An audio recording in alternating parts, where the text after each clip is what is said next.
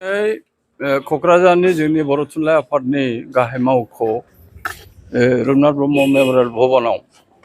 बर' थुनलाइ आफादनि मावफुं आफाद मिरु मावफुं आफादनि दिनै जथुम जादों आरो बे जथुमाव जोङो मोनथाम हाबाफारिखौ लानानै जोङो माने फारियै जों सावरायदोंमोन। सिगाङावनो जोङो माने आसाम सरकारा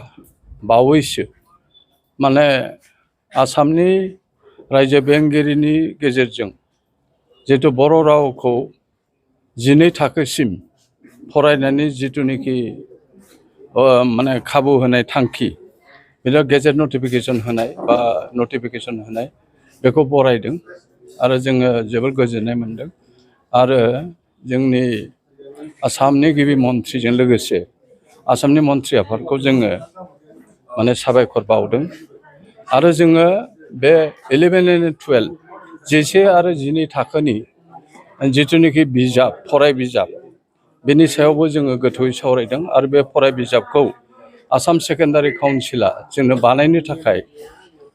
मोनसे जोंनो लाइजाम होदोंमोन आरो बे लाइजामनि सायाव जों दिनै गोथौयै सावरायनानै जों थाबैनो आसाम सरकारखौ माने आसाम सरकारनि खावलायनायखौ जोङो मानिनानै जोङो थाबैनो मावफुंगोन बेखौ जोङो माने थांखि लादों आरो लोगोसे क'क्राझाराव जानो गोनां बर' थुनलाइ आफादनि 62थि जथुमा बेखौ पाटगावआव देग्लाय जोङो लादों क'क्राझार जिल्लानि सिङाव बेनि अक्ट'खौ जों दिनै थिग खालामबाय माखासे आलासिफोरखौबो जों थिग खालामदों आरो बे अक्ट'आ जाहैबाय फेब्रुवारि दाननि फैगौ बोसोरनि फेब्रुवारि दाननि 10, 11, 12, 13 सानब्रैनि हाबाफारिजों जोङो गाजा गोमजायै खुंनो नागिरदों आरो बे पाटगाव जुथुमनो गोनां बर' थुनलाइ आफादनि बोसोरारि जुथुमायाव जों भारतनि सासे मन्थ्रि आरो आसामनि गिबि मन्थ्रिजों लोगोसे माखासे थुनलाइगिरिफोरखौ जोङो बेवहाय लेंनानै लाबोनो सानदों खावलायनो सानदों बेखौ जोङो दिनै थांखि लाबाय आरो जोङो गोजोनथाव बाथ्रा देग्लाय जोङो बर' थुनलाइ आफादनि जोनोम सान 14 नभेम्बरखौ जों गोदान दिल्लीयाव गान्धी हिन्दुस्तानी साहित्य परिषदजों लोगो नांनानै आरो दिल्ली बर' एस'सियेसन आरो दिल्ली दुलाराय बर' फरायसा आफाद बे दालाय आफादजों लोब्बा लाखिनानै नभेम्बरखौ देग्लाय गोदान दिल्लीयाव खुंनो थाखाय जोङो मिरुआरि हिसाबै खुंनो थाखाय जों थांखि नाजावदों आरो जोंहा थाखानाय हाबाफारि बायदियै जिल्ला आरो बेबायदिनो गुदि बर' थुनलाइ आफादफोर दं लोब्बा आफादफोर दङ बिथांमोनखौबो जोङो जाय जेरै हागौ 14 नभेम्बरखौ बर' थुनलाइ आफादनि जोनोम सानखौ गाजा गोमजायै खुंनो थाखाय खावलायनाय जादों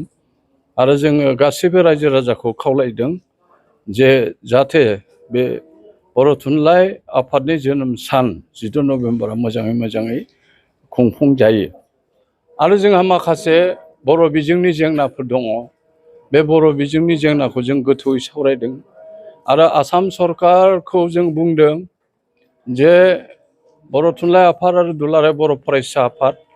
आरो जोंनि बर' हारिनि जिथुनिखि माखासे जेंना बेखौ थाबैनो सुस्रांनांगौ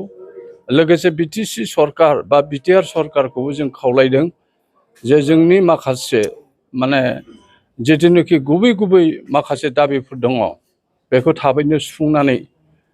जोंनि दाबिखौ मावफुंनांगौ बेखौ जोङो दिनै थांखि आजावदों आरो बयखौबो जोङो खावलायदों जाहाथे जोङो बर' फिसा हिसाबै जोंनि रावखौ जोङो मुलुग दरबाराव लांनो हायो आरो जिहेथु बर' रावा मोनसे भारत संबिजिरनि 80 फारियाव हाबनाय मोनसे राव बेखौ मुलुग दरबाराव लांनो थाखाय मोनसे लिंक लेंगुवेज खालामनो थाखाय जोङो माने नाजागासिनो दङ आरो बयनिबो जोङो मदद बिनानै दिनै जोङो बेयावहाय रुपनाथ ब्रह्म मेम'रियेल भबनाव जोङो गोथौयै सावरायदों आरो बयबो रायजो राजानि मदद बिनानै जाहाथे फैगौ 62थि बोसोरारि बर' थुनलाइ आफादनि बे जुथुमाया पाटगावनि जुथुमाया जाहाथे मोजाङै जानानै थाङो बिनि थाखायनो माने राव हारि गासिबो धोरोम फाराग गैयाजासे बयबो मदद होनो थाखाय जों खावलायदों। बर' थुनलाइ आफादनि मावफुं जथुमा मा मा थांखि लानाय जाखो गुबैयै? दिनै बर' थुनलाइ आफादनि मावफुं जथुमाव जों गुबैयै बर' थुनलाइ आफादनि फैगौ 62थि बोसोरारि जथुम्मा बेखौ क'क्राझाराव खुंनायनि बागै सावरायदों आरो फेब्रुवारि दाननि जों नैथि सप्तायाव बे जथुम्माखौ खुंनाय जागोन आरो बे जथुम्मायावनो गोदान आफादगिरि गाहाय नेहाथारिजों लोगोसे गोदान मावफुं आफादखौ दानाय जागोन। बे जथुम्मायाव गासै बर' रायजो राजाफोरनि नोजोर बोनाय थागोन जाहाथे गोदान सोरबायदि दैदेनगिरिखौ बर' थुनलाइ आफादनि आफादगिरि गाहाय नेहाथारि एबा गुबुन बिबानगिरिफोरखौ सायख'नाय जायो आरो बिथांमोननि दैदेननायजों जाहाथे आथिखाल समाव बर' राव थुनलाइया जिबायदि दावगानायनि मोनसे लामा संदाननो हादों फैबाय थानाय समावबो जाहाथे उननि बिबानगिरिफ्रा दैदेनगिरिफ्रा बेबायदि लामाखौ हान्थिलांनो हायो बेखौबो रायजो राजाफोरनि थान्दैफोरनि नोजोर बोनाय थागोन। गतिके बे बिथिंनिफ्राय फैगौ 62थि बोसोरारि जथुम्माया क'क्राझाराव जोबोद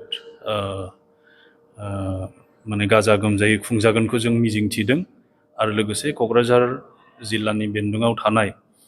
जोंनि बर'नि गासै माहारियारि आफाद गुबुन गुबुन आफाद गौथुम बयनिबो मदद आरो बाहागो लानायखौ जों हांख्रायदों। आरो दिल्लीयाव खुंनायनि खोथा मा मा हाबाफारि थागोन? गुबुन मोनसे थांखिनि गेजेरजों जोङो बर' थुनलाइ आफादनि 70थि जि जोनोम सान 16 नभेम्बर बेखौ जोङो देग्लाय निउ दिल्लीनि गान्धी हिन्दुस्तानी साहित्य सभानि हांख्रायनाय दिल्ली बर' एस'सियेसननि मदद आरो दुलाराय बर' फरायसा आफादनि मददजों जोङो गोदान दिल्लीयाव खुंनायनि थांखि लानाय जादों आरो गान्धी हिन्दुस्तानी साहित्य सभाया बे माने 16 नभेम्बर सानखौ दिल्लीयाव खुंनो थाखाय बिथांमोना हांख्रायनाय लाइजाम जोंनो हरदों आरो बिथांमोननि हांख्रायनायखौ जोङो गनायथि होनानै मान होनानै जोङो देग्लाय 16 नभेम्बरखौ निउ दिल्लीयाव फालिनायनि थांखि लादों आरो गुबुन मोनसे हास्थायनाय जोंहा बेयाव दङ जे गान्धी हिन्दुस्तानी साहित्य सभानि नाजानायजों गोदान दिल्लीयाव बर' थुनलाइ आफादनि बेहाय मोनसे जों मावखुलि गायसननायनि खाबु मोनगोनखौ जों मिजिंथिदों आरो बे बागै सावरायबाय थानाय जादों। बिटिआर सरकाराबो सावरायदों आरो गान्धी हिन्दुस्तानी साहित्य सभा आरो दिल्लीनि माखासे रोंगोसा सुबुंफोरा बेहाय मोनसे रिसार्च जार्नेल बोसोरफ्रोमबो फोसावो। देग्लायनिफ्राय बेहाय बर' रावाबो जायगा मोनगोनखौ माने गान्धी हिन्दुस्तानी साहित्य सभाया जोंनो मिथिसार होदों आरो गोदान दिल्ली बर' थुनलाइ आफादबो गोदानै दानाय जासिगोन। दा गोदान दिल्लीयाव थानाय माखासे बर' सुबुंफ्रा दिल्ली थुनलाइ आफाद मुङै बर' थुनलाइ आफादनि मोनसे दालाय बेहायबो दानानै लादों। दा बिनि गनायथिनि थाखाय मिरु आफादनिसिम आर'जलाइ हरदों। बेखौ जों थान्दै जथुमाव गनायथि होनायनि उनाव जोंनि बर' थुनलाइ आफादनि मोनसे आफादाबो गोदान दिल्लीयाव गोदान महर मोनसिगोन।